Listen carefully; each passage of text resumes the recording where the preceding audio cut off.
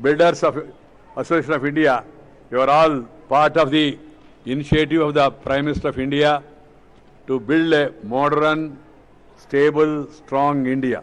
We are all equal partners. मैं जरूर आप लोगों को डेलीगेशन को लेकर प्रधानमंत्री के पास ले जाऊंगा, आपके साथ मैं भी आऊंगा. World Economic Forum is saying India is the Hope Island. World Bank is saying India is the Hope Island. International Monetary Fund is saying India is the Hope Island.